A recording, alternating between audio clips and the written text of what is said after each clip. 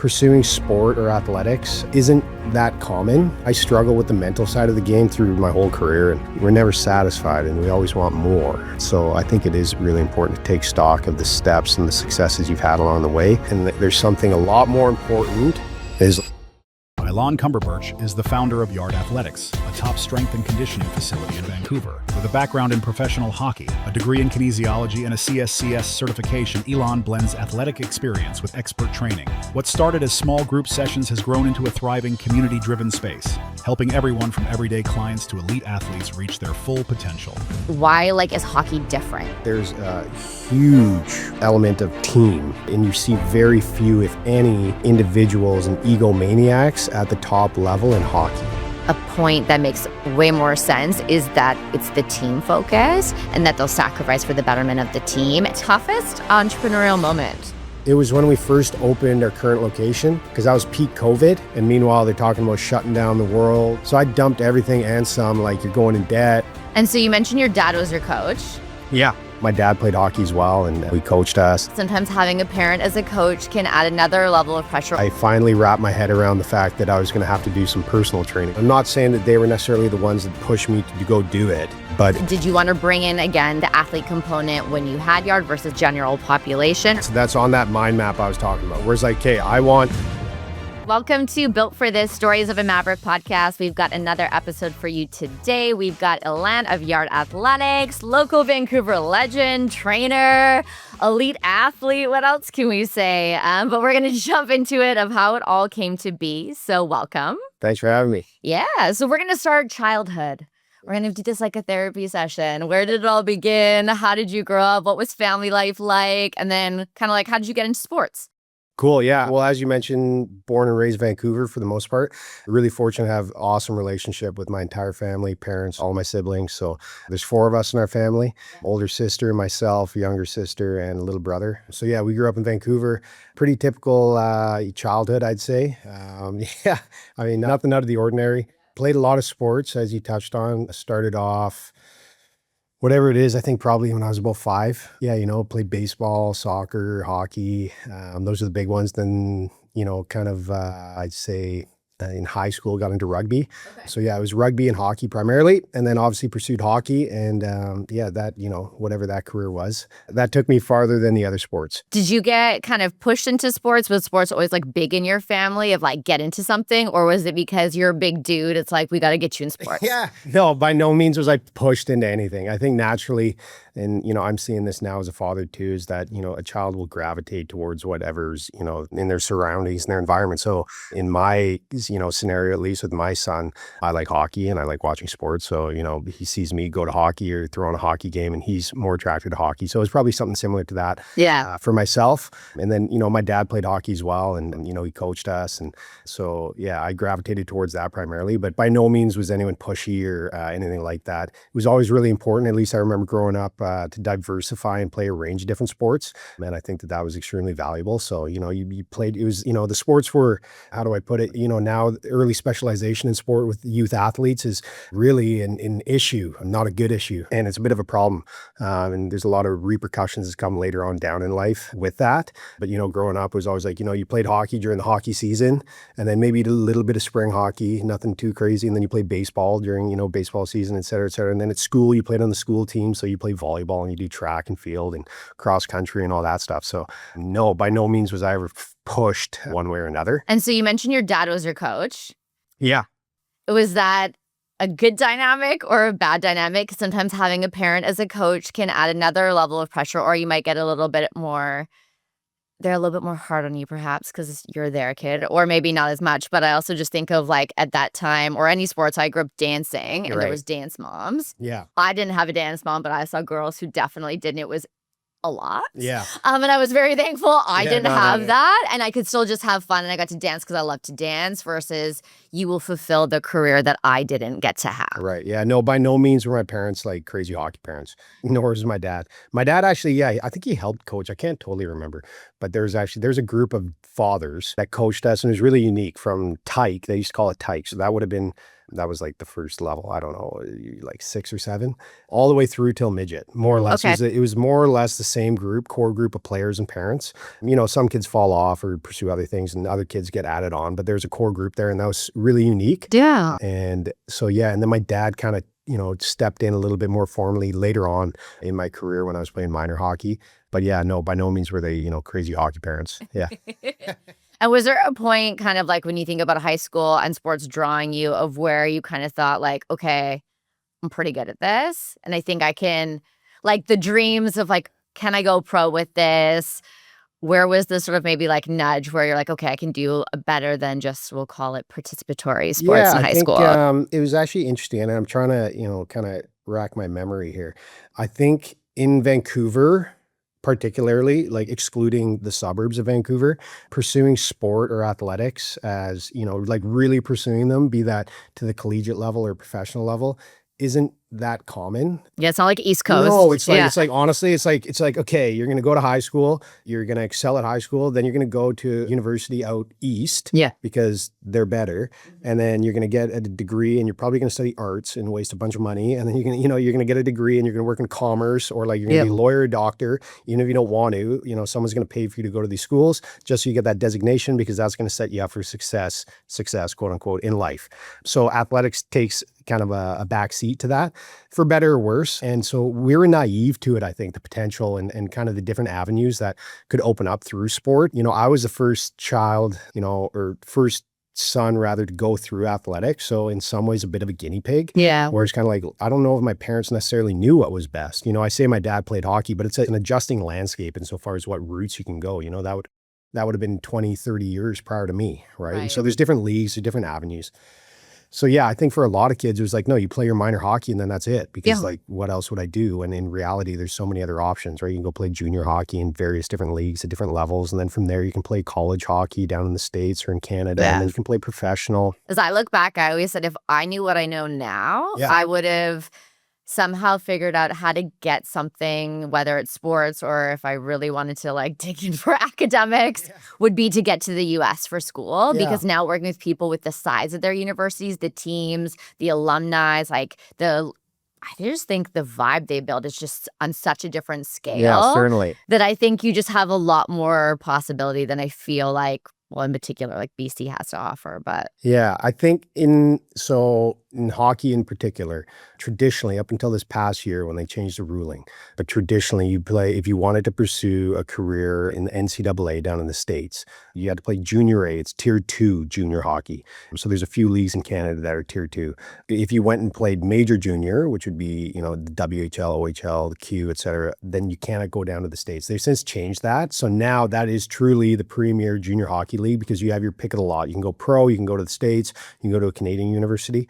I think the one thing that was lost on kids, at least when I was playing junior, and it was lost on me too, is that there's only so many full ride scholarships that schools can give out. Some schools can't even give them out, right? So a lot of them will do a financial aid, and that's it's some calculation based on your family's income and net worth, et cetera, of varying percentages. So everyone thinks that, oh yeah, I'm going to go to the States and I'm going to get a full ride and I'm not going to pay a lick, and this is going to be the greatest thing ever. But in reality, a lot of kids will go down there and it's costing your parents an arm and a leg, and that education that you're receiving isn't always transferable if you intend to move back to Canada. Okay. Because you're getting a degree in something that's, not recognized here in Canada, or your credits in those courses, or your designation in whatever professional certification you receive isn't recognized in Canada. Right. So you see that a lot of times where it's like, yeah, that's pretty cool. You had a pretty cool experience. It's a great experience. Don't get me wrong. And by no means am I knocking it, but you'll go down there and you'll spend that time, you'll spend that money and invest in it, et cetera. And then you'll come back and it's kind of like, well, I got this piece of paper, but it's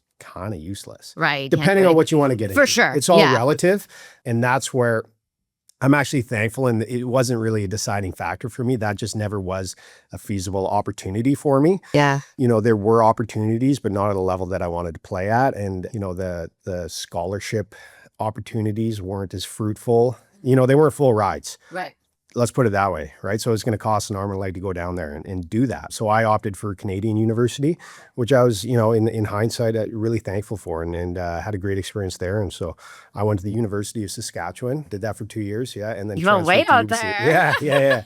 Yeah, and that was great fun. I didn't Yeah. play, like I was on the team, but I didn't actually play any games, just trained. That wasn't the plan going in. I know. I was like, what happened there?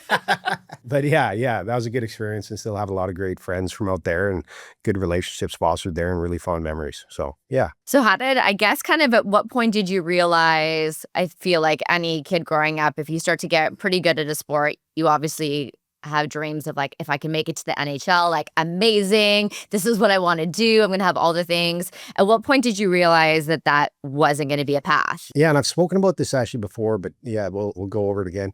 I remember, so there's a third-party agencies, NHL Central Scouting it's called. Okay. And basically, I don't totally understand, how it works or how they organize themselves, but they'll do preliminary rankings for the NHL draft. So, in theory, they're supposed to watch all the draft eligible kids Okay. for that year across all the leagues. So they should have their eyes on everyone. Right. I mean, obviously, there's only so many people doing this, and that's kind of impossible. But I remember I got ranked in that. Not high. They'll tier the rankings. I was like other, but I was on the list. Yeah. And that was cool. That's all that matters. How I got on there, I don't know. I got my own theories, but that was pretty neat, right? But, that season didn't pan out the way that it would have had to get drafted. Okay. I never got drafted in any league, certainly not to the NHL.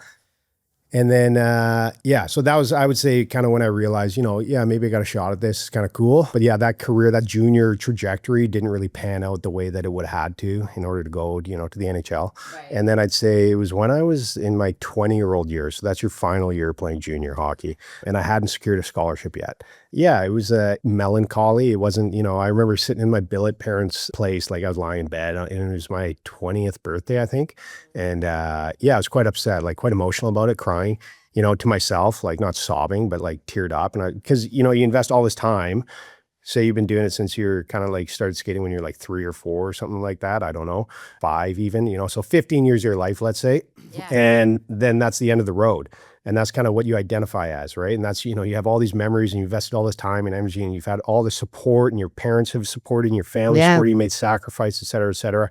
And that's going to come to an end. And then it's like, okay, well, what's that next step? Or what's my identity now? Yeah. So I was thankful, I was able to extend that and went and played in CIS, they call it, in Canadian University. But yeah, that was kind of a moment where I was like, this might be like the end of it. This might be the last time I play, Right. or the last season I play. So. And how do you kind of, to me, like get back on the ice, literally and figuratively, when I guess kind of your dream is now not exactly what you thought it was going to be, and you're kind of just going out there? Does it reduce the stress of having to go out and like perform at a high level? Did it like go like, okay, I can just go have fun now? Or are you kind of like, oh, I have to show up, so I'm just going to go do this now? Yeah.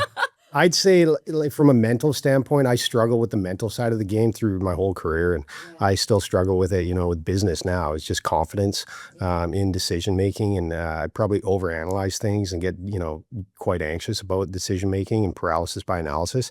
And that was kind of how I played, right? Where it's like you're playing not to make a mistake, and that doesn't allow for confident play. It doesn't allow for freedom or creativity. You kind of stay within your box, and you're just scared to make mistakes. Yeah. And that's not a good way to play. So yeah, when you come to that realization, I mean, I can't speak to it. I can't really remember, but if anything, knowing myself, I probably put more pressure on myself, because it's like, well, there's still time. Like there's still time. You can still do this. So like let's start, making it happen some way or another. Yeah. And then you start playing even more erratically and even worse. And it's So anyways. So then you got extended, you got to play more. And then did school start to kind of come up of like, hey, here's a career path I want to take? Or how did kind of training come to be, or sort of what did that shift come when you were kind of done that era? Well, I always loved the gym and I loved training. I enjoyed my off seasons more than like in season, towards the tail half of my career, if anything. Yeah. Because it was a break from, the structure of being on a team and,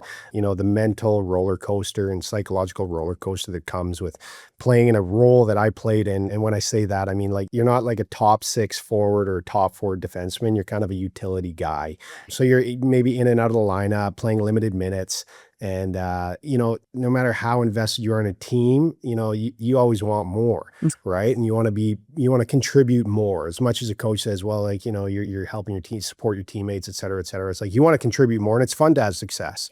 Right. So I enjoyed the off seasons because I saw it as a period of time where I could improve my game, improve, my skill set and my physical attributes to excel and maybe, take that next step the next season. And so, yeah, anyways, I love the training. And then when I decided to go into school, it's, I studied kinesiology or human kinetics, and it seemed like a natural segue for myself, given my interests. In hindsight, maybe would have pursued something else, but that's okay. I did it. And yeah. And then growing up through my university career, I generally spend the summers, I'd work some odd jobs here and there, but started working for the facility that I trained out of. Okay. Yeah. So, in the off seasons, usually you'll go and train with a trainer or with a group or at a gym or whatever it may be. Some people do it on their own, but I started working for that facility. So, and I'm curious because I don't understand everything about sports. Yeah, no, but the off season, I'm always curious where there's like team training and then there's individual training. And then how does it work kind of from that perspective of if like, do you have to train with your team?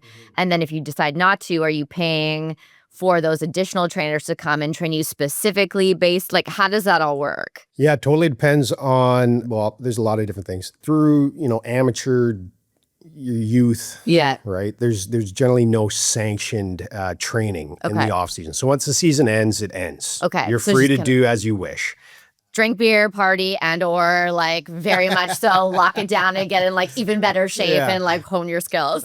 And then, through junior, same thing. There's agreements in place between players associations and the leagues insofar as how much contact they can have on the players when you're allowed to, deem something as like, this is a mandated team event, depending on the league. So like, that's something you would see in the NHL with the NHLPA is that, there's a deadline, like, okay, after this date, like they're free to do as they wish. You cannot bring them in for team sanctioned events or training sessions, right? Because it's outside of our agreement that we have in place. Right. Which basically is a way of avoiding, the organizations from abusing their power and saying like, well, actually, no, we're mandating that everyone on our roster stays here for the entire off season and follows our program. There needs to be some freedom there. Yeah. So yeah, in college, some teams will, they'll keep the kids a little bit longer. I mean, they're in school anyways. Yeah. So they'll have, team training sessions or team skates, et cetera. Maybe during the off season, lots of colleges will bring them down for a month at a time, kind of like a mid-off season intensive. And then again for training camp at the start of the season. So it really depends on what level you're at and, what those agreements look like. And what does scouting come into play? Because now, obviously, again, due to my like vast sports experience and only my sport documentary watching, like I haven't seen really as much focus on hockey as I have in football, and them showing like that series Coach Prime and like the brand marketing deals and a lot of these like college level kids getting access to like big money now, and being able to support that. Like, is it the same domino effect in hockey happening as it is in kind of like the NBA and NFL? Insofar as like the marketing, and so that was more my understanding, and I'm not overly well versed in it. Yeah. So in the NCAA, right, you have these institutions and they're pulling in, hundreds of millions of dollars. Traditionally, up until the last couple of years, whenever these rules changed. Yeah. Right. For example, you have this all-star quarterback on the football team, and you're getting 100,000 people out to your games.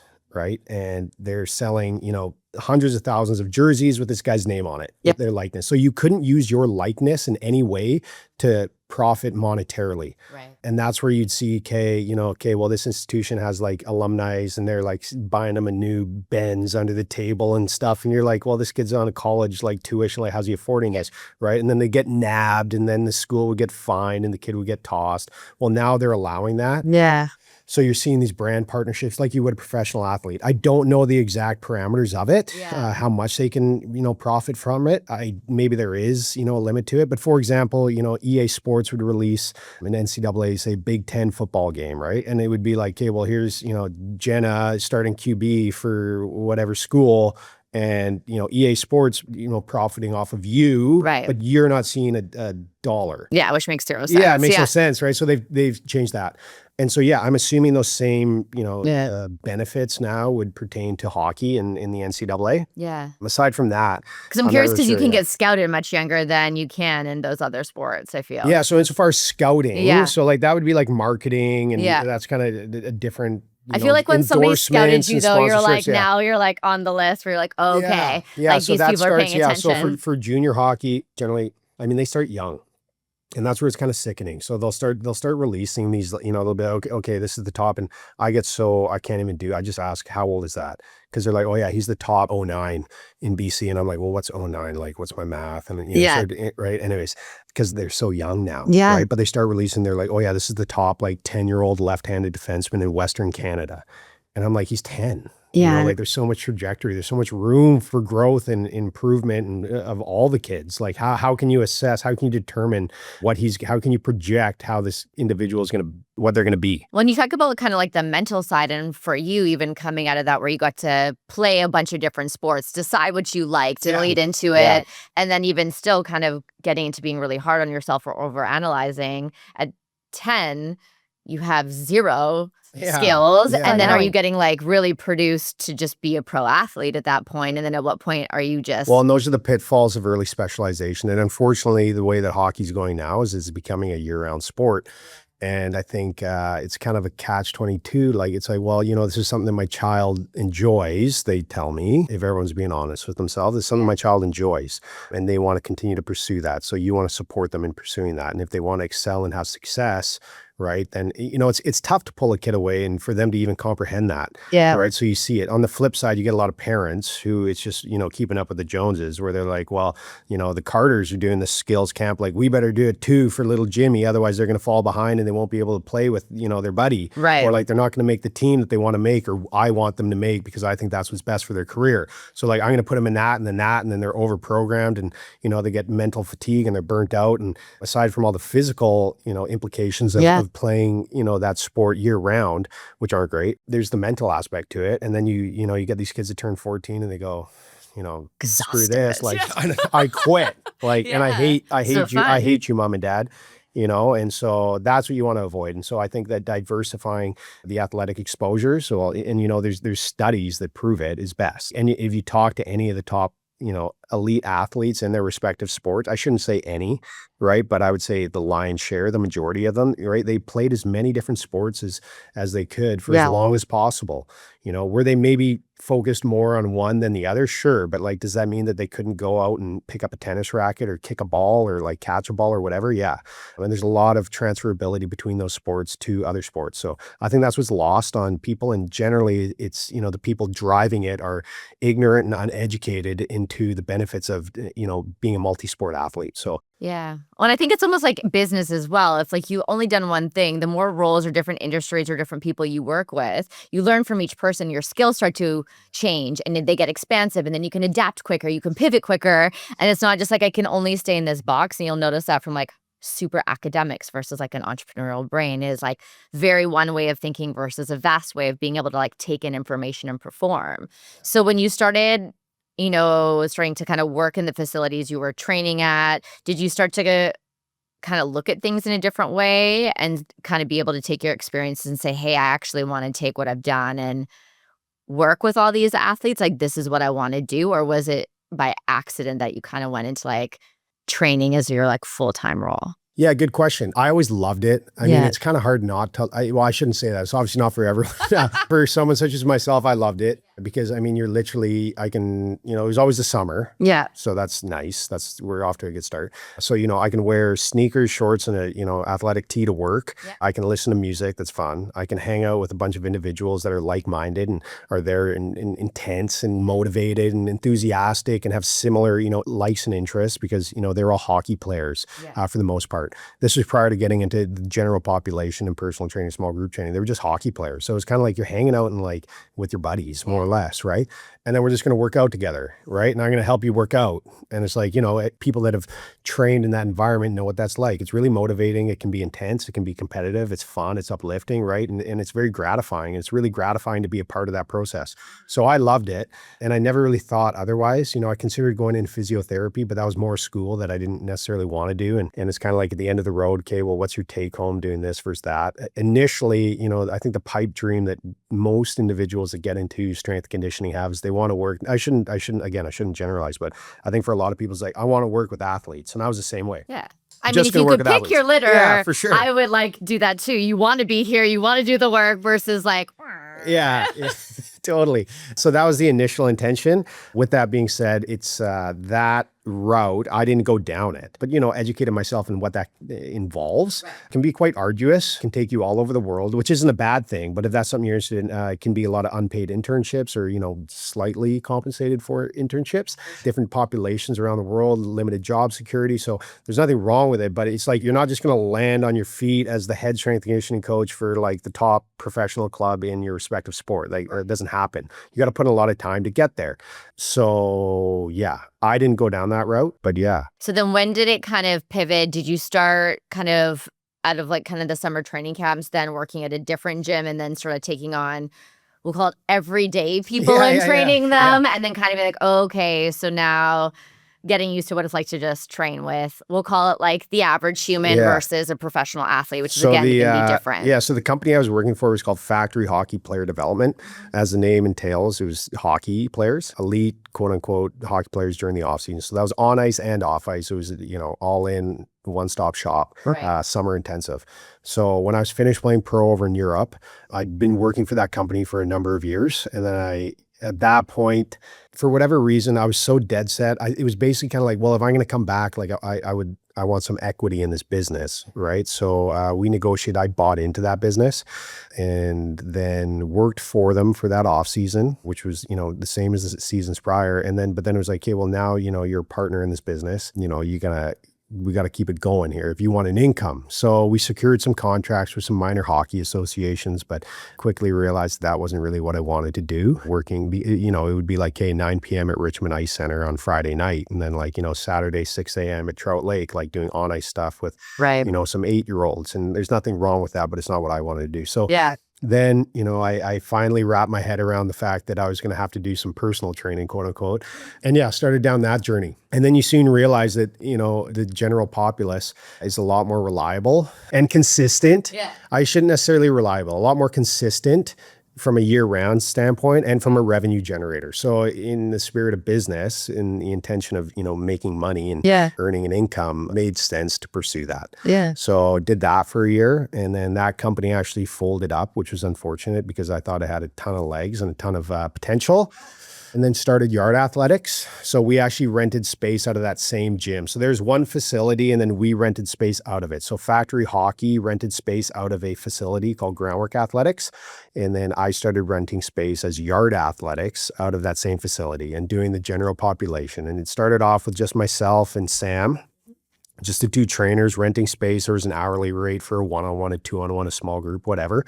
That was the overhead aside from software and, other business expenses. And then we slowly added some staff members. So the next was Torin, and then there was Luke. Yeah. And that was over the course of 3-4 years. Yeah. Slowly built the business that way. And then, after a few months of looking at what we were paying in rent for a spot that wasn't ours and we had no control over, it was like, okay, well, I think we could float our own thing here. And then you started looking. But that journey of trying to find an appropriate space to have our own exclusive training facility, quite long and arduous. There's a lot of limitations to working out of a space that isn't your own, that you're sharing with people that aren't a part of your business, and you're coexisting alongside them, and you're looking at what they're doing anyways, and you have no control when you don't have control. And I'm not saying that I'm a control freak, but it's nice to have some control over your own destiny. I get it. I'm very much the same way. If you can fix something so you do have almost all the control, it makes things easier. But I'm curious, before along the way, did you always kind of have a bit of that entrepreneurial spirit? Did you grow up around it? Because not everybody is gonna, I would say, gets into those situations and immediately is gonna go I want to do this for myself, or I don't like the fact that let's just say I'm paying somebody else's mortgage in terms of this facility and that I have to share this space with other trainers. There is that kind of grit and risk tolerance, to be like belief of like, okay, I'm going to do this for myself. Yeah, certainly. Yeah. I didn't ever want to do that until I got kind of like forced quit in a situation. Then I was like, all right, well, I don't have a job or anything to do, so I better figure this out, and then figured it out. But how did that kind of spirit sort of kind of foster around you, bro? Yeah, I think whether I'm aware of it or not, my parents are both, they owned a veterinary clinic. So they're entrepreneurs. Yeah. So yeah, naturally you're kind of around it, whether you're aware of it or not. And I'm not saying that they were necessarily the ones that pushed me to go do it, but it just seemed like a viable option. Yeah. And then, yeah, I think you're right. When you're like, hey, well, I'm paying, like I paid this person, X amount this month times, look at all these other people that pay them X amount this month. And you're like, and you start doing the math in your head and you're like, well, I'd rather just do this for myself and have control over it. So yeah, I'd say, yeah, it was really it was like a stretch of like 3-4 months where we were shelling out a pretty penny in rent for something that wasn't ours and we didn't have any control over. And you're limited. And when you're limited in growth, that's never good. Yeah, sure. Growth, with growth, there's necessary, calculated risk that comes with it. I mean, yeah, you might be dumping all your eggs into one basket, but at least that's your decision to make and you have some control over that outcome and you can be, strategic in where you're, allocating those quote unquote eggs. Yeah. In this situation, when you're capped by growth, it's like, well, what am I doing? I'm not growing. And if you're not growing, then, it doesn't need to be exponential growth, but if there's not at least the ability to grow, then yeah, it's not a great feeling. And did you have anybody kind of pushing you, or in terms of kind of maybe the style you were training, where inherently you knew you had something? Because I always think along the way, I always had like a mentor, like, you're really good at this. Like, whether you know it or like, go that way, start doing that. And you're kind of like, I don't know. And then again, back to that kind of sort of self-doubt or like overanalyzing, well, am I that good? I remember, people coming in to the facility and you maybe have like VIP client. Yeah. And I'd be embarrassed. Right. And I'd try to find a time when like the gym was quiet and I'd like meet them on the street and like chaperone them down and try to make it. And I'd clean the facility. It was actually split into 2, right? And so I'd make a point of trying to make it as presentable as possible. And I think that's something that's really important is like, how do you present initial impression, right? How do you present yourself? And because, your surroundings are a byproduct of you and vice versa. So that was something that always bugged me. But I think when we realized that, okay, yeah, we got something tangible here, it was just, I don't know if there's like an aha moment. Yeah. But I remember we started rolling group classes. So that was another thing was that, it took a lot of finessing and convincing and, negotiating to be like, okay, well, like we have the demand to float this group class at this time. Can you make a special exception for us? And we'll pay a premium for that. But yeah, I used to organize, you're going to laugh at this because you know how it works now, right? Everything's on an app and you book and, it should be kind of streamlined, even though our software is kind of janky, but nothing's perfect, Yeah. But it's relatively simple. Yeah. You don't need to talk to me. I'll say that. But yeah, no, I used to run it. And I think at its peak, we had like 6 or 8 different, because you're allowed 20 contacts in an iMessage group chat. So I had like 8 of them contacts. And it was just like anyone like, oh, hey, my buddy wants to come. Like, can you add them? And it was actually kind of cool because it was like speakeasy. Like, I guess it was like, cool, you get in the chat. Yeah, exactly. They're like, oh, I've heard of this, right? I've heard of this. Yeah, I've heard of this. We would always get it because we hadn't started marketing ourselves as Yard Athletics yet. Right. Or the Yard or whatever. And so it was like, lots of times you'd be like, well, I'm not a hockey player. And I'm like, yeah, nobody is. I just trained like 6 moms. Like, it's okay. Right. And, but yeah, I'd send out a group chat message, copy paste times 8. And then I'd be like, hey, first come, first serve. Like, you got to reply to me. Don't reply in the chat, message me privately. And then I go manually book everyone in. Right. And that's how we would do it. And so we started off, I think it was like 2 nights a week. And then for a period of time, it was just men and just women. Yeah. And then, they were like, well, no, like we want to train together. And I was like, okay, cool. Like, I didn't know because, I get different feedback from different people. Totally. So there's a place for everything.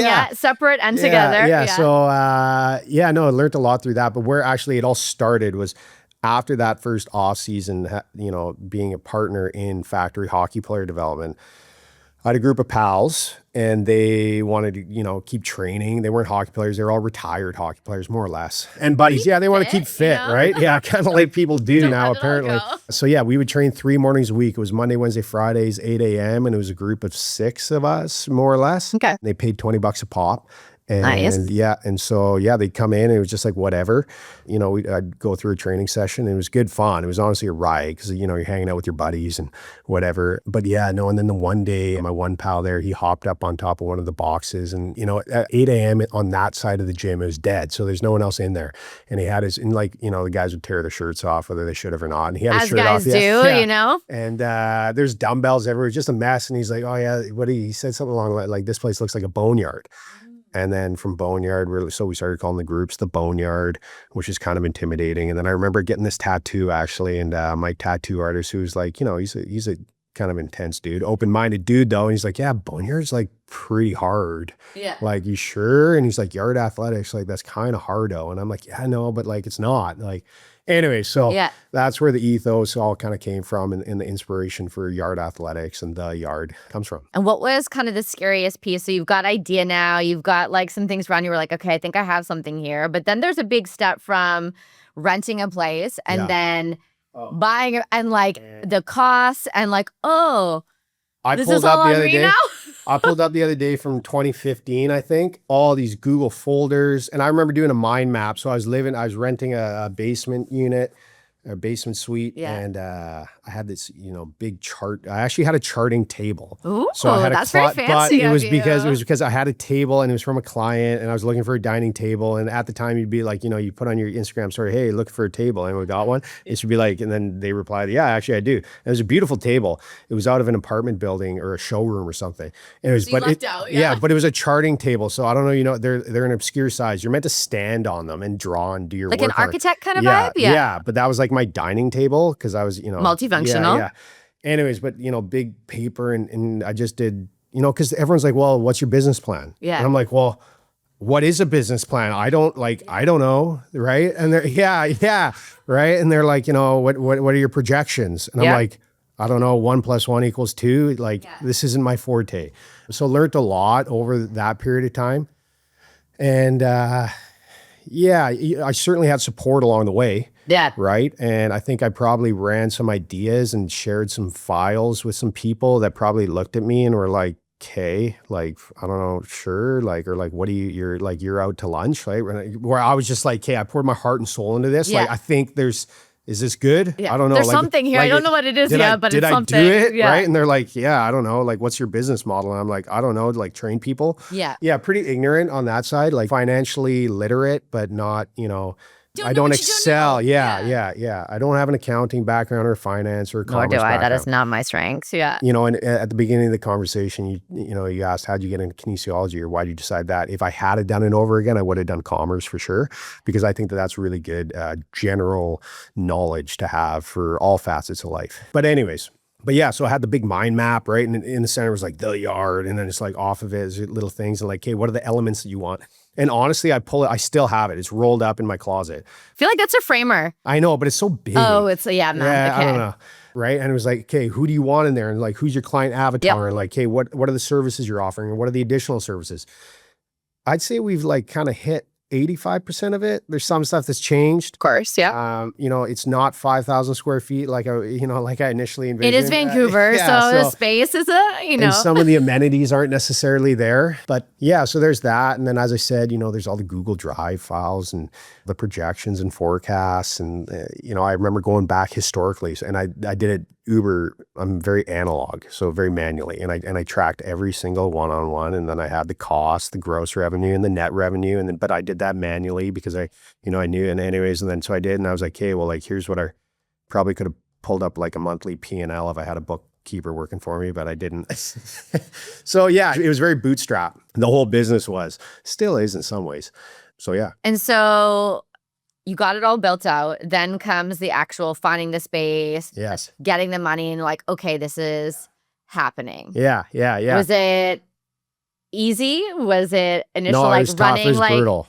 Yeah. Hair like rooster with your head cut off? It was brutal. Learned so much. And sometimes, honestly, like I'd love to offer. I've just never put the time into it. If somebody wanted to help me put the time into it and I can just brain dump like we're doing right now, then maybe we could. But I haven't, taken upon myself. We're just like helping people in any industry, navigating, okay, what do you need to start a business? I'd probably find a better niche in fitness because there's so many trainers in a similar position who are like, oh yeah, I really want to start my own gym. And it's like, yeah, you think you do, but like, do you have any idea like what goes into that or what that involves? And it's not that I know everything, but I've done it once. So I've learned a lot from my mistakes. But yeah, basically the big hurdles, commercial real estate agent, they're kind of a dime a dozen. So find somebody you trust and that has some experience, but it's more so zoning and approved uses. So that was always a struggle because I'd be like, well, like, yeah, sick. Let's go rent this garage. Like, look at these sick roll up doors. Yeah, it's industrial. Yeah. And I'm like, well, I don't know. Yeah. And they're like, well, you can do a change of use. And I'm like, okay, well, let's do that. Oh, okay. Well, that comes with like a $40,000, price tag. Anyways, and like 2-year wait and you won't even it's not guaranteed. So anyways, you go through that, right? And we toured a ton of spaces and the agent that helped me was great and extremely patient with that. And then we found the space that we're in now. And I wish I could show you photos because initially it was a printing press. So for the people watching or listening rather, it's subterranean. So it's down in a basement, as you know. So you walk in ground level, downstairs, under. There's no windows. I know it doesn't sound that appealing. It is dark, but in a good way. It's got its own little vibe going. But, at the end of the day, it's what we could afford. Yeah. And I think that's a big one, is that a lot of people will go and, I can throw my signature down on something that I can't afford and it looks super sick, but our business doesn't make any money.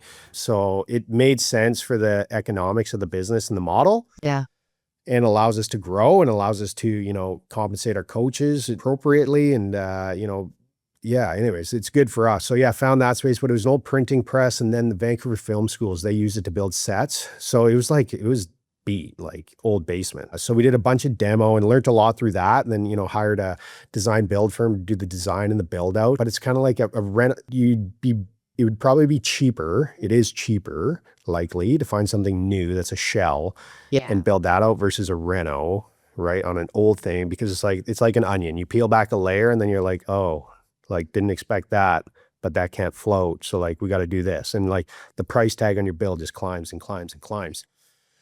So yeah. So you got the space. That was a learning experience. Yeah, no, I don't doubt it. And there's all the pieces that come up to kind of opening day. And what I think is interesting, so before I knew who you were, I had heard of like the factory or groundworks, and all I just knew was like athletes or hockey. I mean, you're like, oh, okay, whatever. I'm like, why would I go there? And then I heard Yard when it got opened. And then from doing prior strength and like conditioning training, and then before that CrossFit, it was interesting of kind of where you've done it. Because there's, to me, not many, I'll call them proper strength and conditioning gyms in Vancouver. You're either a CrossFit or you're some sort of circuit-based membership, do your own thing, and or occasionally there'll be classes. And your programming is, I know, I'm like, it's weird because I know it, so I realize it's kind of foreign to everybody else. To do like proper strength, and again, for I think some people, it's intimidating if you've never done a deadlift, if you've never back squat or front squat or bench press. A lot of females are like, why would I want to do that? But it's built and built. So how did you kind of come up with the style of programming that you guys do and sort of how it progresses from sort of, we'll call it like high volume to kind of more, we'll call it the 1 rep range to kind of create your ethos around that particular style and not kind of bring in any kitschy stuff? Yeah, certainly. Lots of different iterations. And we just like refined it again about a month ago. So we're, constantly evolving. And I think that's good. And it's good to not get complacent and be like, no, this is our way. And like, hey, set it, forget it. We're good now. Is constantly trying to refine and improve upon it. Initially, the ethos for the whole gym is I wanted to take that professional sports team, varsity weight room environment and, provide that in the private sector to the masses. That was the inspiration behind it. So, everybody should have access to high-end equipment. Everyone should have space to train, not be jammed in there like sardines. Everybody should be able to, have accessibility to all these things and learn how to do these movements, because these movements shouldn't be as intimidating as they are. And, they're fundamental human movement patterns that everybody should be able to execute in some fashion or another. And then that's where the fine tuning and the coaching comes into play, where, certain individuals have certain physical limitations. And we can modify progress or regress a movement pattern to make it more or less challenging to meet that person where they're at. So that was the ethos behind it, the inspiration behind it. And then from a programming standpoint, I mean, really, it's nothing crazy. And it sounds funny because you're right. Like there aren't a ton of people that program with, progressive overload, some periodization in place over, a 12 to 16 week span, right? Where we're going to focus on volume accumulation and general preparedness, and then go into some more like general strength, and then go into some absolute strength because they're all going to complement each other. And we're considering the energy systems in place. And we're going to build up aerobic capacity and then anaerobic glycolytic and then anaerobic phosphocreatine. And I know I'm spattering stuff that nobody, right? But it's just like, no, this is kind of innate stuff that everybody should be thinking about when they're programming. But I also think it's good in terms of even when you're going to look to train somewhere or who you're training with. And I am self-admittedly like 100% a workout snob. I really pay attention to the like people who are working there, how they're coaching, how they're cueing. And because I have done this, if I see somebody squatting, their knees are buckling and nobody's catching it, I'm like, oh my God, I'm twitching. Like their poor back, their poor knees. That it is really important when people are looking to go train somewhere of why you would choose yard over somewhere else. I certainly think, it's not that all of our coaches necessarily hold the highest designations or academic backgrounds, right? And there's far more, educated individuals out there in the industry than I am or anyone on our staff are. With that being said, I think it's this very fine line between knowing as much as is required of you and also having really good person skills and interpersonal skills and being able to relate and have a conversation with someone, right? So I think there's that element to the coaching. And if anything, being able to just catch a movement pattern or catch an individual executing a lift that, obviously they're not capable of is like, okay, well, how do we modify that lift or how do we modify that movement in order to get the same desired outcome in a safe manner for them? So there's that element to it. Yeah. I also feel like it explained it in a way that lands. Because for me, it's like I remember grade 10 mathematics and me like being really upset learning algebra because I didn't understand after a second step. And I was like, I don't get it up until here. So I need you to explain it to me a different way. And then she proceeded to explain it the same way 5 times until I threw a fit and walked out of the class.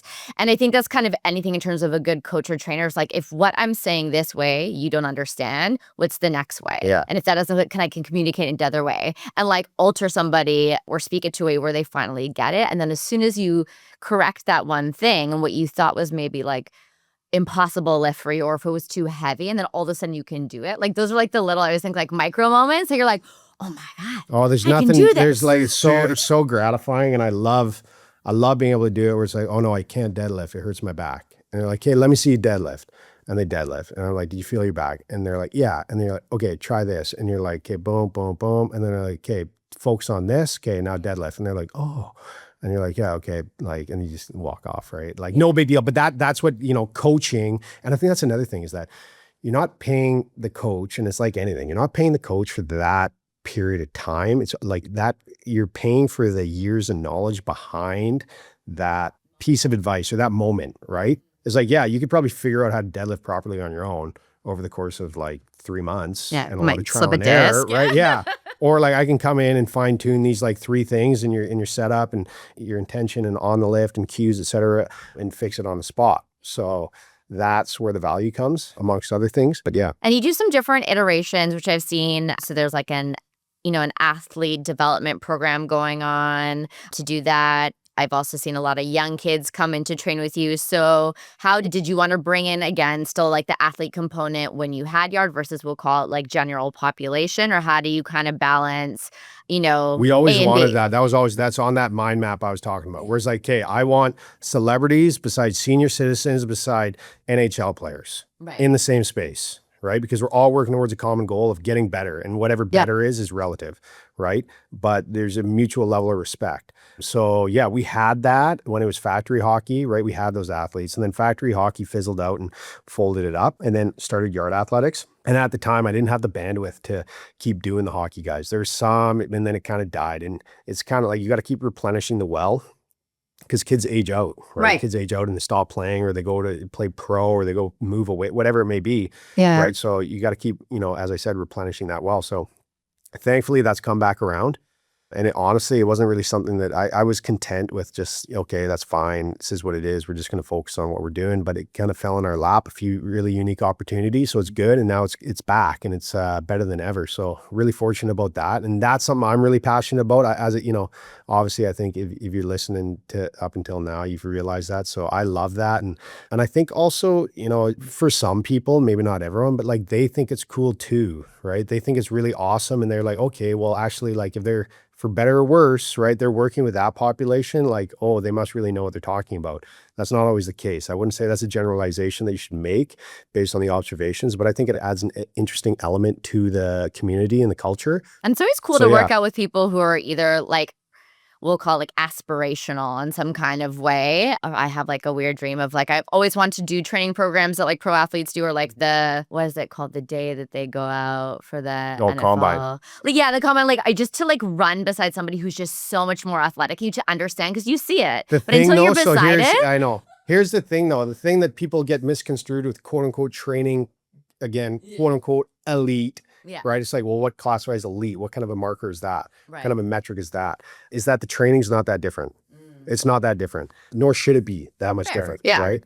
There's, again, the training principles, are the same, right? It's like, what's the intensity? What's the volume? How are we progressively overloading this? What are the tissues that, we're trying to elicit an adaptation out of? What are the physiological adaptations that we're trying to elicit to complement their sport? Right. So for the general population, it's a lot more general prep. Right. So it's just like, okay, volume, full range of motion, all different movement patterns, right? Through various planes, horizontal, vertical. We're going to do a lot of bilateral, a lot of unilateral. It's a lot more of, say, like a shotgun approach, general. Right. We're training all, physiological traits. With sport, right? You're going to reverse engineer it where you're going to go, okay, well, they're going to start their season here, and we're starting here. So we have this much time. Right. And then how are we going to section that up? And what are the physiological adaptations that we want to achieve in that timeline? And those are going to be different for each individual. Does that mean, like, it's really just the programming just shifts slightly and the exercise selection shifts slightly, but are the principles the same? Yes. I always think it's just fascinating though. Like, I don't think necessarily people get the appreciation, obviously, like for, elite athletes where you are, yes, hard work has to meet kind of your genetic gifts and like size and all those things to be able to run at a certain distance or block a 300-pound linebacker or whatever it is you're doing. But to kind of just be able to like in a sprint or like whatever they do, like 100-meter dash, to just like the sheer speed to just even try to run against somebody who's just that much. Totally. Like fascinating. Yeah. I'm just so ready to be like humbled by that experience, to be like, that is just so fast. Well, I think there's some sports, and this is where hockey's unique. It's unique in a number of ways, but in one is that the common denominator in hockey that's unique to other sports is skating. If you can't skate, you can't play. Whereas, say, in football, right, you got to be able to run.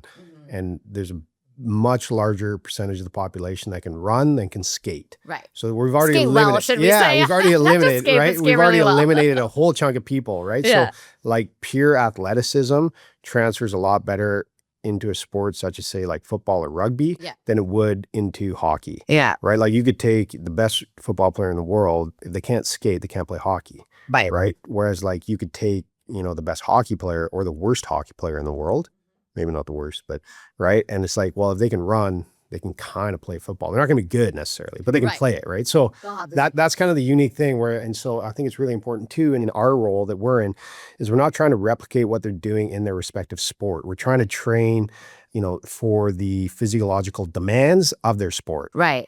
And it's come up a couple times that hockey players are built different than other elite athletes, and that their mindset is different, and that they're a little bit more crazy for whatever reason. Why, like, is hockey different in that way? Where, like, and that's just me hearing other athletes saying, like, no, hockey players are for sure just built different. Like, they're tougher. We wouldn't do the same things that they would do. Like, if we got injured, we'd be out. We wouldn't be playing on the ice. Like, do you think that is somehow ingrained in terms of like we'll call like the training and culture, or is it a level of toughness? Like, Yeah, I don't know. I mean, I don't know actually if you can train your pain tolerance. With that being said, from a mindset standpoint, I certainly think that there's a huge element of team and buy-in. And it's like, okay, the whole is much larger than the individual, right? And you see very few, if any, individuals and egomaniacs at the top level in hockey, yeah, right? Where you'll see that a lot more in the other sports, where it's like, no matter what, the team goes before me. So yeah, that means I got to sacrifice my body, right? For the better of the team, then I'm going to do that, right? If that means that I'm not going to play, not because I can't, but because that's what's best for the team, because there's someone better than me that's going to go instead of me, then I'm going to do that. Now, I think there's a time in a career when that, starts to happen more. right. It's a Specifically little from a less tough playing on the time. ego to do Yeah, it. right? Yeah. Like, when they're like 5, Yeah. right? 6, 7, 8, 9, 10. Yeah, you're in it for right? you. Yeah, well, that, but also it's like But you everyone don't get equal it. Yeah. opportunity, right? And then when it's like, as you get older and the level of play becomes more competitive and winning becomes more important, then you start to see that more. From a toughness standpoint, I think it's honestly, and I'm okay with it, but it's like, if you're going to go down and stay down, Yeah. then we better be carrying you off the ice. Yeah. Right? bad. It's not like, and it's like, and I think, and I'm okay with it. Yeah. Because there's a level of respect where it's like, no, don't cry wolf unless there's a wolf. Right. Right? Where it's like, yeah, if you're hurt and bona fide hurt, then that's fair. But if you're going down because it hurts a little bit, or you're trying to draw a penalty or embellish something, Right. no dice, play the game honest. Yeah. Right? Be honest with yourself and be honest with your opponents. Yeah. And so I think this time of year in hockey, I don't know if you watch, but the Stanley Cup playoffs is unlike any other playoff in sport. The level of play gets elevated to another level, and the level of sacrifice. And, I don't like it, but it's so enlightening to see when a team gets knocked out and they're like, actually, yeah. And they'll go through 3/4 of the roster and be like, this guy had a broken leg, this guy had a punctured lung, this guy that. And you're like, what? Yeah. This would buckle most people for 100%. for months, years, right? How they're getting through that's another question, right? But, regardless, the sacrifice of their body, yeah, for better or worse, I think there certainly are. And that's a big element, focus of ours when we get them back for the start of their off season. So once their respective seasons end and they come to us, it's first thing's okay, well, what injuries are we dealing with? What's Or the what rehab are we're we in the working midst with, of? right? Yeah. And so let's address that, because you Yeah. can't just throw them in the fire. So you got to address that, address any movement limitations or compensatory patterning they developed or any injuries that they might be dealing with. Yeah. And then really focus on that, because you have a finite period of time before they got to go back and do it again for the next season. Yeah. And I think, it's interesting because any entrepreneur I work with all love hiring pro athletes, and especially hockey always comes up a lot. And it's always kind of a mindset or a grit. And usually entrepreneurs will say I want resilient, I want adaptable. But I think you brought up a point that makes way more sense, is that it's the team focus and that they'll sacrifice for the betterment of the team. And that's already ingrained in them. Yeah. So when they join a team or are getting in a leadership position, that's not what I'll call you went to university and you learned that skill. You learned it because you played team sports at a really high level, and you wouldn't have made it there had you not been able to do that. Certainly, yeah. And I think that that's really the fascinating part. And I think in general, the culture today is instant gratification. It has to be about me. Yes. I deserve this. I should have this. Why would I need to work harder than anybody else for it? And I think that's one thing strength training can really, hopefully, we'll call it general population, either kind of humble or teach you that it's kind of I think about, pull-ups starting where you can barely lift yourself up and you've got 5 bands to just try to lift your chin over a bar, to all of a sudden you can do them by yourself. But you have people cheering you on. And I think the more that you can trust those skills and come back to them, they're available to you at any time. But you start to realize nothing is given to you. You have to work for it. And I think that what you guys do in the way in which you train is a good reinforcement of that. One, for people who already have it, but maybe for people, and especially probably younger generations, to kind of realize that. Yeah, totally. In a world that's just kind of Everything's have it handed to you. now. Yeah, you know? certainly, yeah. And in kind of dovetailing off programming, because it'll come up and people will always ask, what's the difference between what you guys do and CrossFit? Yeah, good question, Rob. Yeah. Because they'll be like, oh, strength, they lift too. I know the answer, but... I've actually never, full transparency, I've never done a CrossFit workout. Oh, interesting. Okay. Yeah, nor have I done high rocks work. I've never really deviated from, powerlifting, Olympic weightlifting, and general strength conditioning and athlete development stuff. A little bit of marathon running. But anyways, what are the differentiators? Well, this is based on my own education of CrossFit. First and foremost, there's no standardized movements that you are forced to execute. Right. So, for example, we'll never do any Olympic lifting in our small group classes. Fair, yeah. Reason being, they're too technically, you have to be too technically proficient to be good at them. And the time it takes to get technically proficient to execute them in a safe manner. Yeah. You need a lot of personal training sessions to get ready to exactly. hang and I've cleans. done them. So I love hang cleans. yeah, they are fun. So there's that. There's no standardized movements. So for example, and this goes for any movement. So if you can't, we'll program a front squat. Yeah. Well, if you can't do a front squat, then we'll try a back squat. And if you can't do a back squat, then we'll do a goblet squat. And if you can't do a bilateral squat of any variation, then we're going to do a unilateral squat. And whatever, we'll find a way to, provide stimulus to the musculature and the tissues that we're trying to provide stimulus to. Yeah. That's our job. So there's that. No standardized weights. So it's not like, okay, well, everybody has to do this exercise at this weight. Nothing for time. We'll have circuits in place, but there's no competition within that. There's the internal competition. If you want to set up a competition with a buddy, that's cool. Yeah. So yeah, I would say those are the biggest ones. Everyone keeps their shirts on. Yeah, very. If you want to, yeah. And it's okay to not be keto or paleo. So yeah, no. Yeah, I think those are the big ones though, from a program standpoint. Yeah. Unless there's something I'm missing. No, for me, it's I always say, imagine doing your 3-rep deadlift, but for as many reps as possible. Yeah. For time. And so then you wonder why all those injuries happen. And again, men versus women definitely approach that vibe in a little bit of a different way. But it is those pieces where you're nothing good's going to come out of this. I did it for a bit and you're oh, okay, I know inevitably, I'm cutting myself out of this before I have a massive injury, because I did one competition, that was my goal. And I was doing all of those workouts in one day was one stupid of me to do, but the taxing on your body and doing 90 thrusters and 90 pull-ups for time. I think the thing that gets missed is the training experience, the people that excel rather in that sport being CrossFit, the training years that they've put in, be that doing CrossFit or something else. For sure. When you look at games athletes. So their tolerance to that degree of intensity for that volume is far greater than, the majority of the population, right? Yeah. So yeah, they can do it, right? But they've trained for years and years and years, and their tissues have adapted to, and their nervous system to, withstand that degree of stimulus, right? The average individual doesn't, right? So it's okay, you're far better off to train sub-maximally for a prolonged period of time and slowly. It's kind of there's this whole fad around zone 2 training right now. It's kind of like that, right? You're better off to train in zone 2, zone 3, right? For a long, long, long time, right? Yeah. How much longer are you going to be able to train, let's say longevity wise? For sure. Right? Going at that pace, what are you going to run at zone 5? No, you can't, sustain at zone 5. And I know I'm, kind of intermingling energy systems and training years, but as a comparison, a Ferrari, right, can only, not everyone's a Ferrari. Most of us are domestic, little import sedans, and that's cool, right? They're going to last us a lot longer, cost us a lot less. So let's stay in our lane. I love it. In terms of the team that you built around you, and the trainers, what do you kind of look for when you're building your team from a training? I know you mentioned, education's not everything, obviously, like anybody. There's always going to be somebody who's more educated. But again, kind of having EQ, being able to connect with people, higher value than you have 18 degrees in this and know everything and can talk to people on a molecular compound level or whatever that is. So how did you kind of go about, one, building your team, and what were the key things that you look for with the people you have around you? Yeah, well, I'll preface it by saying that I don't think we've ever had a better team than we do now. Actually, yeah, you can say that confidently, is that we never have had a better team than we do now.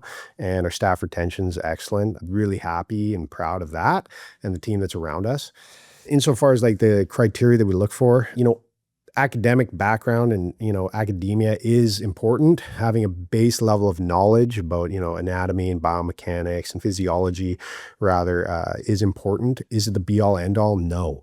So, everybody at bare minimum has to hold, personal training certification of some sort or another, have their first aid and those bare minimum requirements. But more important than anything, I think, are good interpersonal skills, good human skills, the ability to connect and converse and communicate, not only with one another from a staff staff standpoint, but with the people that they're interacting with, right? Yeah. So yeah, I'd say those are the big ones. And Yeah. then from there, we can coach you up to be a better coach, right? sure. Does that mean that you're going to be a world-class, like, sprint coach working with Olympians and maybe, Eventually. yeah, maybe, yeah, not under my tutelage because that's not my forte, but so yeah, we do focus a lot on, professional development with our staff, be that internally and then also externally, bringing other professionals within their respective fields into the space to educate our team.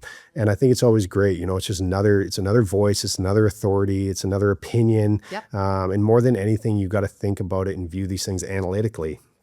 And with an open mind. And it doesn't mean, there's nothing worse than someone going and taking a course and then all of a sudden, like they're the next week with their training, they're the kettlebell expert and everybody's doing kettlebells and kettlebells are the be all end all, right? Yeah. But it's like, okay, cool. Yeah, that's a cool concept. That's a cool outlook. That's a cool methodology. Like, I kind of like these two exercises and I see what they're talking about from a programming standpoint with that, right? I'm going to take those things and maybe sprinkle them into my training. And then you just broaden kind of your skill set. Yeah. So yeah, focus a lot on that as professional development with our team. But insofar as like what we look for, yeah, those would be the big ones. I'm biased towards past athletes. I will say though, it's an interesting industry is that, again, people in fitness are kind of a dime a dozen, right? And there's a lot of them out there. So you got to filter through a lot of, gunk to find the good people.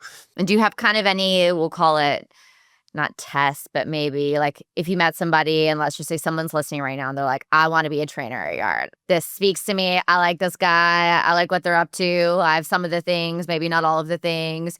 If they have like a good, let's say like kind of interview with you, are you kind of having them run you through like a test workout to kind of see how they would do that, or what sort of your guys' process before somebody kind of gets the gig and is able to coach? Our onboarding experience actually has grown and expanded a fair amount, and it's good now. I like it. I think it'll continue to evolve. But yeah, I mean, if there's anyone out there and you think you fit the bill, it's always hard to turn away a good candidate.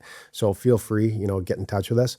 But yeah, so we'll do a digital onboarding, which is more so all the back end stuff from an admin standpoint. Yeah. And, Sam, our general manager, spent really the last year or so building out a lot of these SOPs and processes. So one of them being our onboarding experience. So that's digital primarily, kind of with like, different skills you got to learn from a back end standpoint. And then on the floor, the shadowing requirements. So a certain number of hours you need to shadow personal training, you got to shadow small group training, a certain number of sessions you need to participate in yourself. And these are like the bare minimum requirements, unless we kind of check the box and expedite you through that. Right.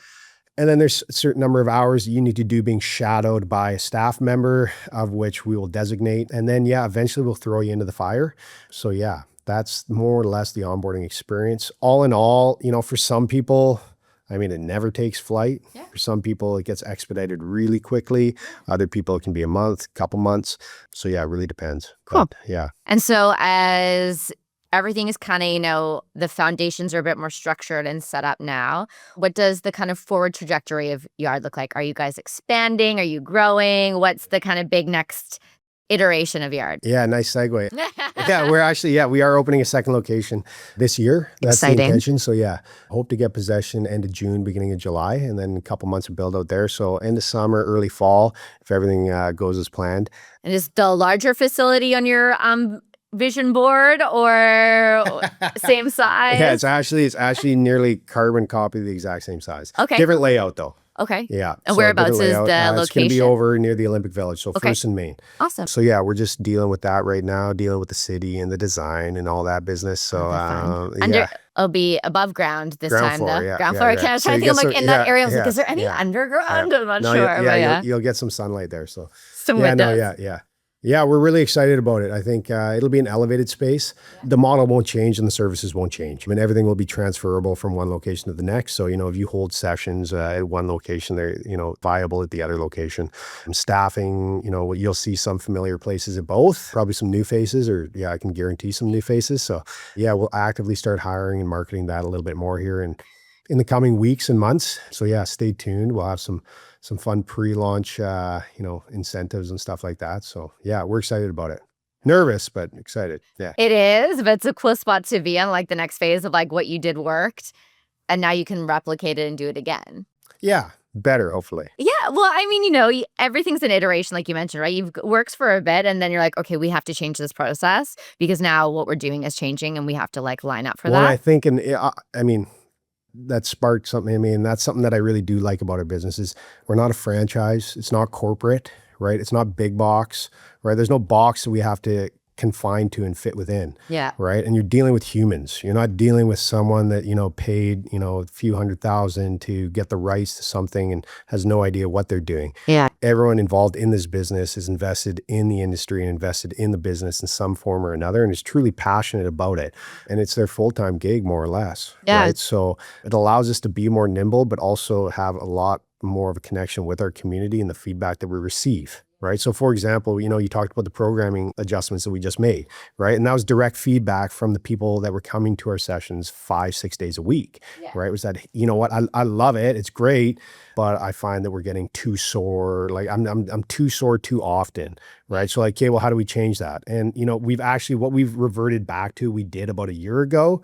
And we changed it since then because of feedback. So we'll see if this one's better. But again, if we got to change it again, we change it again. But there's no boxes that, we need to conform to. So that's something that I do like about our business. And for you, as you look at kind of your role, do you always see yourself still training, or are you going to focus more just on the athletes that come in and kind of that elite programming? Or like, I can imagine people being like, okay, well, I'm not an athlete. I can't train with him. And or like, we'll call it like Gen Pop, where you're kind of going to focus as you now have it's a two tough one. I locations. struggle with that is what is my role within the business? And it's always changing. I mean, I'm still on the floor, nowhere near as much as I used to be. And honestly, I've actively pulled myself off the floor in anticipation of a few things. One of them being the influx of these athletes for the summer. And secondly is being the expansion of this space and just, the amount of time that requires of me to be available to, deal with everything that arises with that. It is very challenging, it is very challenging to shift mindsets, right? So even if it's like, okay, yeah, you got a 6 o'clock and then like a 9 o'clock. And it's like, okay, well, you finish your 6 o'clock at 7 and then you got a 2-hour gap. So it's like, yeah, just do 2 hours of work. But it's like, okay, you're going to finish. There's going to be a little bit of a come down. You're going to sit down. You're going to try and get into like admin mode and like creative mode or like business mode. And it's like, oh, damn, I got to snap out of this and like go back to, it's a lot. Yeah. I've done it for a few years. A lot easier to just be like, hey, I'm training 10 hours straight. Yeah. Let's go. Like, Monster energy drinks, caffeine, whatever, like a couple snacks. Like, it's cool. I can do this. Like, honestly, it's a cakewalk. It can be draining. Of course. It is draining. But it's like from done a mindset. It for long enough that is just like. Whereas like coming in and out of, business, admin, marketing, whatever, doing that stuff, in and out of that and training people. And you get really distracted too, because you're like you'll be like, damn, like didn't finish that. Or like, you're like, oh, damn, I got all those emails I got to get back to. Or like, there's that big issue or that big project. So yeah, from an efficiency standpoint, it's almost, you're better off to kind of be one or the other or limit one or the other. So yeah. So still in progress of what exactly you're going to be doing as all the things start to pop up. Okay, we're going to move into Q&A. So we posted a video where everybody got to drop questions to ask you. We're going to start with those. I mean, if you don't want to answer, that's okay too, but we'll give you some like easier ones to start off with. All right, what has being a dad taught you and what has surprised you the most about being a dad? Oh, what has being a dad taught me? Patience. Yeah, no, honestly, yeah, patience. Like love, like unconditional love. Sounds cliche and corny, but like you'll never love something or someone as much as your own child, unless you're like sociopath or something. But yeah, and I think patience, and I think that that's transferred for the better towards my relationship with my wife, and also just in life with staff. And there's something a lot more important, like my son is like the most important thing in the world, like nothing else. Yeah. So it does add an element of pressure, right? Because now everything is like, hey, because you want to set them up for success in life and the opportunity to experience everything you did. I know they're supposed to be quick hitters, sorry. No, it's okay. So I'd say they don't have to be that quick. That, and then sorry, what was the second part of the question? What has surprised you the most about being a dad? Surprised me the most? He's been relatively a really good sleeper. Ooh, so you're not which on we're the fortunate about. sleep. Like it's not like there are stretches, and there was certainly a stretch at the beginning, but yeah. But in comparison to probably what you've heard. It's a testament to my wife, Jill. Yeah. Very structured. She did all her reading good, and like he's a good sleeper. And I think there's obviously some genetic predispositions there where it's not the case for everybody. So yeah, super fortunate about that. But yeah, I know my sister said, like, I understand now why sleep deprivation is a form of torture that they use. And I You was go like, through it. There's a stretch of it, but yeah. Yeah, we're 2 years and a bit now. So yeah, he's doing all right. love it. Toughest entrepreneurial moment. There's a number. Yeah. I honestly, yeah, I think it was when we first opened our current location because that was peak COVID. Yeah. So I dumped everything and some. Like, you know, you're going in debt, right? You're into the line. There's a personal loan which has since been repaid, and all my life savings is Yeah. in. And meanwhile, they're talking about shutting down the world, and you know, you can't. And I'm like, so, but I'm still on the hook for like 10 years on this lease. Yeah. And you know, all this, like, maybe I should have just lit this money on fire. I don't know. Yeah. And honestly, for like, I mean, I think I just live in a state of fight or flight now. Yeah. Yeah. Did you guys, given that, if you were going to open when COVID hit, did you have to pivot to like online training like right away versus like in person? We did for a bit. Yeah. Yeah. It was whack. Yeah. That was, I hated it. It's not great. We were no good at it. Yeah, it's a special personality that can do it well. I tried teaching one spin class to a camera, and I have never felt more ridiculous than like, go to like a camera. Like, she's really good at it. Choose her, not me. I need people in a room. This is not my strength. Okay, so we'll change funniest locker room story or maybe funniest sports team moment story. I don't know. All right, yeah. maybe next. So yeah. Yeah, that's fine. That's fine. Oh, but I guess in sports, I feel like every athlete has a nickname. Did you have a nickname in sports? Yeah. Cumby. Well, obviously, shorter version of your last name, but was it related to anything that was funny? No funny nicknames. I mean, yeah. Okay, so you got like the least end of the nickname spectrum of where it worked. Okay. What's one fitness trend or biohack that makes you roll your eyes every single time you hear it? Like majority of them. No. Yeah, I'd say honestly, like the only from a trend, it's not even a trend, like, you know, supplements are a big one. So there's always that, right? There's supplements, I would say, you know, protein, caffeine, creatine, full stop there. Yeah, like omega-3 specific, you know, micronutrients as needed. Vitamin D and a multivitamin can't hurt. But I'm just as guilty. Like I'll go down the rabbit hole. Like the other day, I used to subscribe and save on Amazon to like 6 different supplements, right? And I'm gonna finish them, and then I'm probably gonna cancel my subscription. Anyways, but those are really the only 3. Time and time again. From a biohacking standpoint, you know, I 100%. And that's the other thing too, is like, is it placebo? And if it's working because it's placebo, like cool, like keep doing it. But like if there's no scientific evidence backing this, then like, you know, there's nothing. So right now, hydrotherapy is huge. Yeah. I think it's going to fall off. You know, there's too many people popping up, and I just don't know that it's sustainable from that standpoint. But I do think that like it's a cool amenity to add. Like I can't refute the fact that, you know, going from coming out of a cold plunge and that endorphin release and, you know, that that blood flow, et cetera, like doesn't feel good. And I always remind people too, it's like the biggest things I've learned, like if you're not sleeping well and you're not eating well, fix those first and then the supplements will help. But if you don't have those 2 things, good luck to you. How do you stay motivated to train when you're just not feeling it, or do you ever not feel it? Oh, I never feel it. Yeah, honestly, these days, less and less. I think a big one for me is training environment. Yeah. So trying to mix it up, and that's easier said than done sometimes, right? Where it's like, well, my place of work is the gym, and we actually don't have a formal office. So I'm very much like, it's kind of like you're working out in your office or like in your bedroom. Like it's not There's no ideal. there's no new stimulus, like no new environment. You just like roll one into the next, like work from home, roll off my chair, you know, do some Pilates and roll back. So yeah, oftentimes I don't feel motivated, but what does motivate me, honestly, again, like my son is trying to stay fit for him, and not from like to protect him or like, you know, and maybe that is innate in mankind. Yeah, I'm sure that's a in piece males, there, obviously, maybe, right? yeah. But you know, Some just to primal be, stuff, be able to, you know, be active as long as possible and stay capable for as long as possible for him and my family. Yeah, I love it. What's one thing you wish people knew about building a real body versus chasing aesthetics? Well, it takes time. It takes a lot of time. Takes a lot of time. There really are no shortcuts. Now there are more than there used to be. Like but you know, that's going to consist of injectables and steroids and stuff. So like, yeah.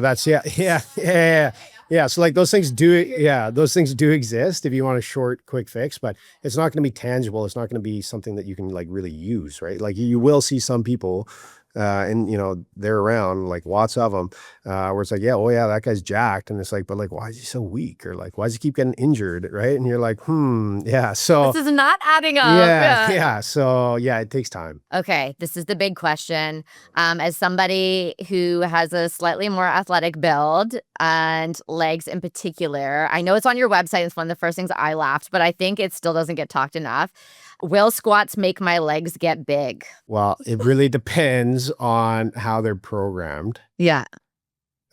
Line share, no. Short answer, no. There's better exercises to grow your legs, but again, that's going to take like a ton of time invested, working at intensities and volumes that are likely not palatable by the majority of people. So yeah, they're not going to make them get like grotesque, if that's the question. Well, there's also, this came up, but yeah, when I start to do squats, my pants feel tighter around my legs. And I always laugh because I'm like, well, maybe it's just like now you have muscle there where you had like fat before. Yeah. And so the reason is still that you should squat. No, totally. Yes, you should squat. I mean, I think the thing is that like no exercise is going to cause like an immediate adaptation of that sort. And nobody's going to put on muscle at a rate so noticeable that, it's not, basically no. And let's call out for the people in case they come into the gym and see you, as your legs get called out a lot. Because not all dudes have very thick athletic legs. You do. And there's a genetic component. But again, you've also trained basically your entire life. My whole leg, so like maybe hockey's speak to all that to the dudes who want to get their legs big, or if a girl walks in and be like, what happens if my legs get like that? Well, I think, the one I always like though is like, I like this is when they do the cross comparison of like a sprinter versus a marathon runner, right? And the aesthetic between it. And like everyone's entitled to their own opinions, right? But, the aesthetic of a sprinter is a lot more muscular than that of a marathon runner. And, sure, there are genetic predispositions, to that everybody is. Yeah. Like your frame is your frame. Yeah. But which one's maybe more desirable? Again, I don't want to put words in people's mouths. Yeah. But, that athletic build, but there's a lot of them training. They're doing sprinting, right? They're doing a bunch of different lower body exercises. They train that for their entire lives. So yeah, again, back to the question prior is that it takes time. And the biggest things that you need to adjust are the volume and the intensity with which you're training. So, to come in and do, 200 bodyweight squats, like, no, you're not going to grow big wheels, right? But like if you're, accruing, say 200 squats loaded throughout, a week and, progressively overloading that would be a lot of squats, by the way. Oof, I know. I'm like, my body's already like. Progressively overloading that, over, a year, 2 years, 5, 10, 15 years, then yeah, you might grow some big legs. Yeah. And then we'll clarify, just in case everybody still doesn't believe you, will strength programming make my legs get big? No, They've bigger, been avoiding it. No bigger than you want them to be. No. All right. What's a lesson from the rink that has stuck with you for life? Good question. I think, honestly, the one is like, it's more so, I correlate this and share this with other people, is like the longer that you can stay involved in something that's good and that you enjoy and has value and provides value to your life, the more that will come of it. Yeah. And so how to parlay that to your question is like, I didn't have an illustrious hockey career, right? It was never really shiny. But I managed to keep kind of tacking on a couple years here and there and extending that for a longer period of time than a lot of people. And what came from that were a lot of great experiences, but also a lot of great relationships, right? And relationships that I still hold on to till this day. And it's presented, opportunities to me that I probably wouldn't have gotten had I not gone through with it for that long. So I think it's kind of like the stock market or any kind of investment, depending, not any, but it's like kind of the longer you can stay in it, the bigger the reward at the end. And it's the same thing for entrepreneurship, is like, just stay in the game. Like anyone can quit. And there's a lot of times like you do want to quit, but it's like, just know that the sun's going to come up tomorrow. Like, maybe this wasn't your best month, or like maybe you just had a huge exodus of staff, or, maybe your, some automations got all messed up and you sent something out. Like nothing's irreversible. Yeah. Right. And so just like stay in the game and keep pushing forward and keep, kind of sharpening your knife and broadening your skill set, and just stay in it.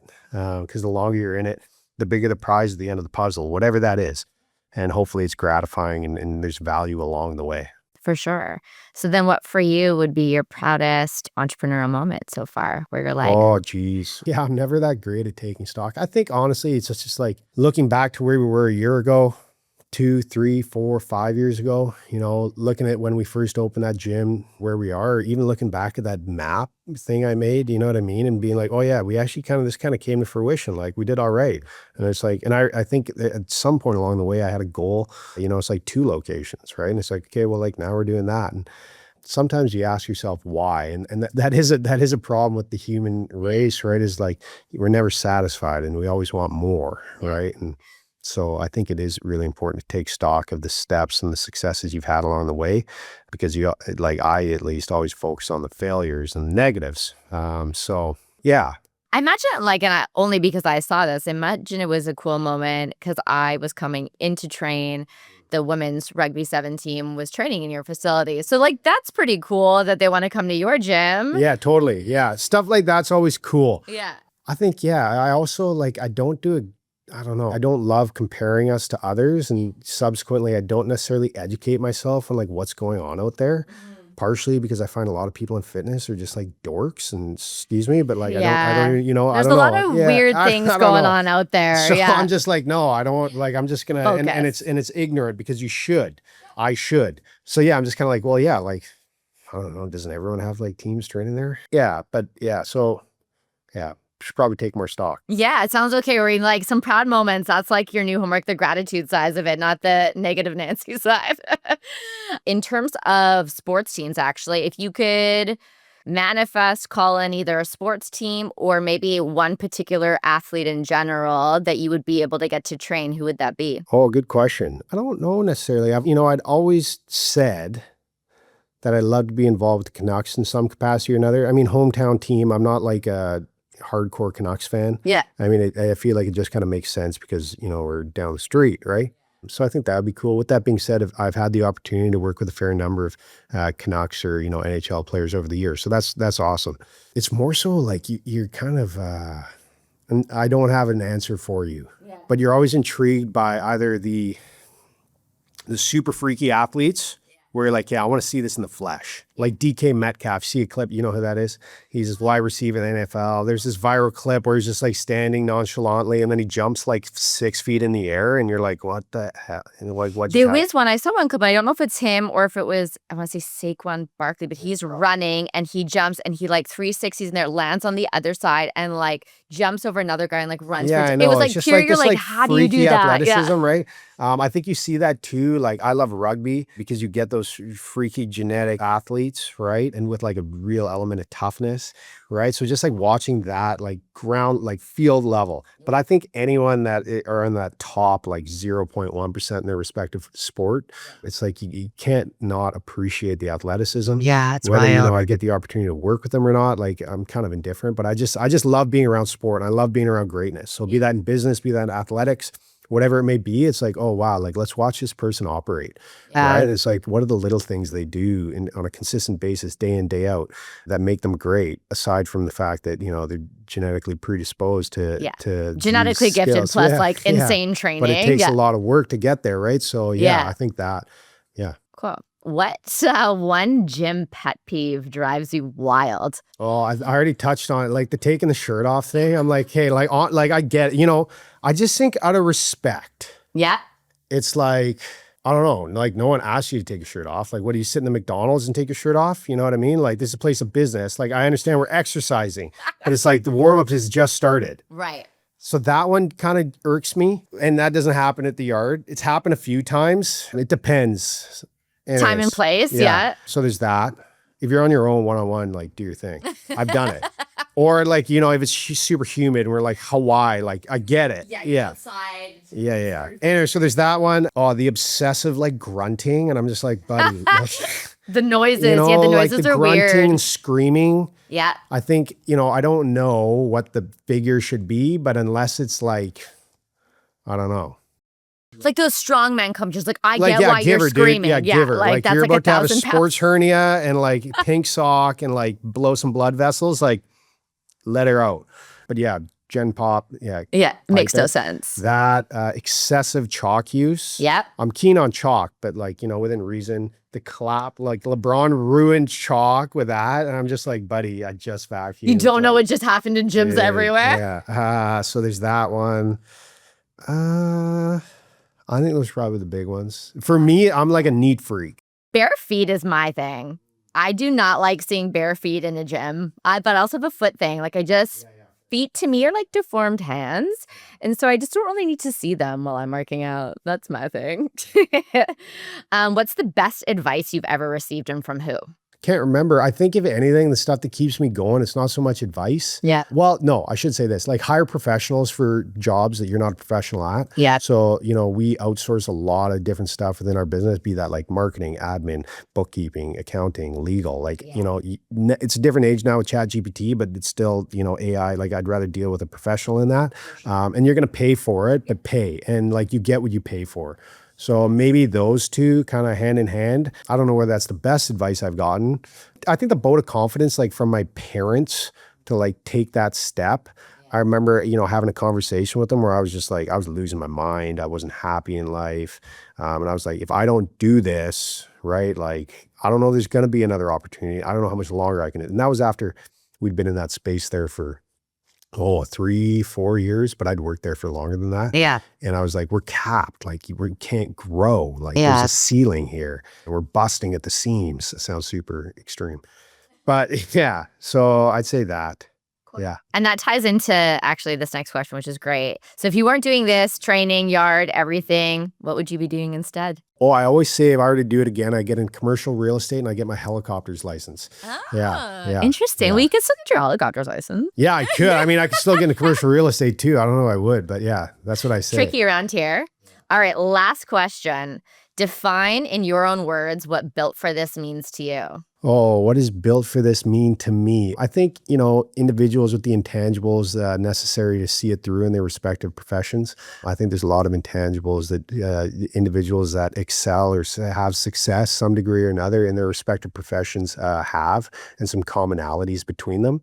What those are, is to be determined. And I don't know necessarily that they're innate, but things that are learned based on, environment, community, upbringing, stuff like that. So, yeah. And you guys have Yardworks coming up.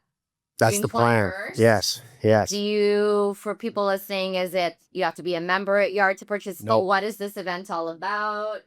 Yeah. So it's a big fundraising community workout event, outdoor workout. So June 21st, UBC Thunderbird Stadium. It's for charity. So all proceeds, or net proceeds rather, benefiting Kids Sport BC. So all kids can play. We used to market it as like CrossFit Games meets NFL Combine meets like Sports Day, but CrossFit's like, no one likes CrossFit. So we'll replace High Rocks in there because that's trendy right now. Yeah. But yeah, it's basically, we'll have 2 divisions, social and competitive, 10 stations per division. Okay. The same exercises. So it's like tire flips, med ball toss, trap bar deadlifts, air bike, stuff like that. Yeah. So it's timed intervals. I can't remember. I have so many things everywhere, but I think it's like a minute or 3 minutes, 2 minutes. I don't know. Per station. Right. And it's for time and you're getting a score. Right. So you do that, teams of 4. And yeah, that's kind of it. Yeah, we got food, beer gardens. Anybody can enter. Yeah, Okay. You don't need to be a member of the gym. Yeah, we'll have a lot of good. I feel like there's some ringers that might go in then. Prizes there. So yeah, we always get. It's funny though too, right? Like you can tell. Obviously, I don't recognize the people, so I'm like not from Yard, but I'm also like, can you like just be cool, like just like chill, like.